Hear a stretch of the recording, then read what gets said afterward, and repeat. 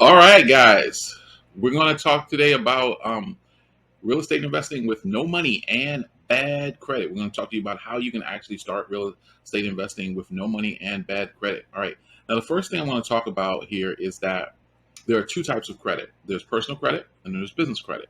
If your personal credit is burnt, where you can't use it, it's terrible, whatever, you can still do real estate investing.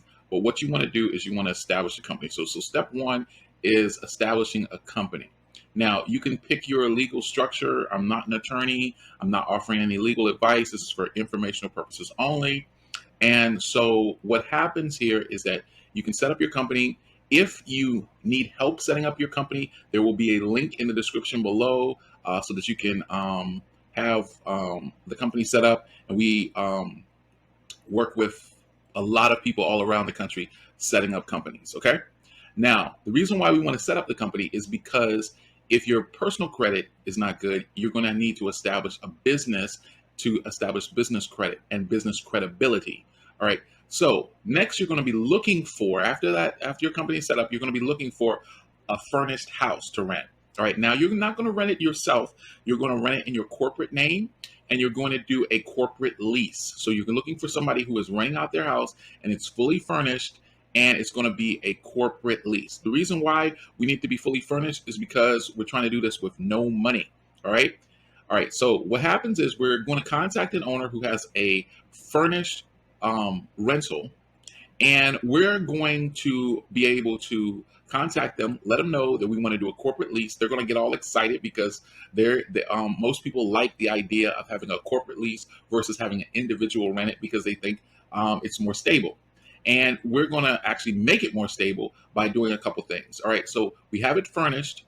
We're going to market that house with Wi-Fi and maid service, and we're going to offer, and then we're going to rent it by room. Now, here's the thing: what happens is when you're renting it as a corporate rental, of course, a corporation is not moving into the house. What's really happening is the corporation is using the house as a real estate asset to make money for the corporation. Okay, and most people are aware of that. Now, here's the thing: um, what happens here is that we're going to go out, we're going to videotape the house, we're going to take pictures, we are going to market this house to people with good jobs, good credit, that they're going to actually rent the rooms in the house because we're providing additional services such as it being furnished. There's going to be Wi-Fi and there's going to be maid service. Okay, so this is why they're going to want this house. Now, what happens here is that we're going to rent the house and we're actually going to be charging about 50 to 100% more um, rent than normal. Okay, than if you just rent a house to like one person. And the reason why is because offering these amenities, and because we're offering those amenities, we're going to get compensated for those amenities. Now, let's make sure the math is mathing. All right. So you're going to rent the home from the property owner, and let's use this hypothetical situation of $24,000 or $2,400, excuse me, as the rent. And then what happens is we have the Wi-Fi maid service that we're going to be including, and that means that we can charge $950 per room, and it's 4 rooms, so it's a total of $3,800 that we're getting in rent. And remember, we're collecting rent and a security deposit. Now, now I was talking about the fact that we're using no money. The reality is we're not using our money to get this property. We're using our renters' money. So that we're going to be collecting the rent. We're going to be doing a corporate lease on the property, and then they are going to be putting up the rent and a security deposit, and then we're going to give that rent and security deposit to the property owner. But here's the other thing that's going to happen: um, the portion that we keep is going to be um, able to pay all of the expenses. All right. So here's what happens: the expenses are $2,700. Now, here's the thing: that's the rent plus the $300 for the Wi-Fi and the maid service. We have the maid come out like once a month.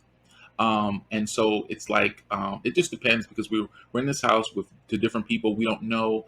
Um, what their cleaning habits are. We have some house rules, but we want to generally have a once a month cleaning of the whole house to make sure that it is maintained a certain way. All right. So once we pay this $2,700, that's deducted from our $3,800 that we collected in rent, we get a $1,100 profit. Okay. Now, this is if you are managing it yourself. If you need property management, you can click the link below this video, and we do nationwide property management. So if you decided that you did not want to manage properties, you just want to just set up this model and start making money from properties that you don't own but you control using corporate leases, then that's what will help you to do. All right, so that's basically it. You don't need any money. Summarized, it just is focusing on starting your company, looking for furnished houses, marketing them with video as well as photos. You can use like Craigslist. In a lot of areas, you can market on Craigslist in the real estate section for free. It's not all areas, but you can also look for other real estate sites that do rentals, and you can list the property on that.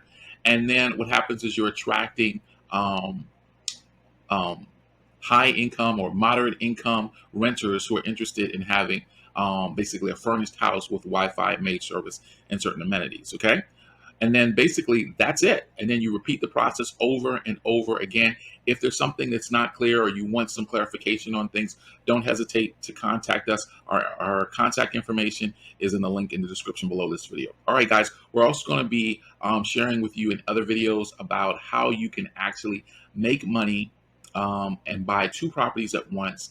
We can talk to you about low money down purchases and how you can start doing that in other videos. If you'd like more information about that as well, please subscribe to this channel. All right, guys, I'll talk to you guys later. Have a great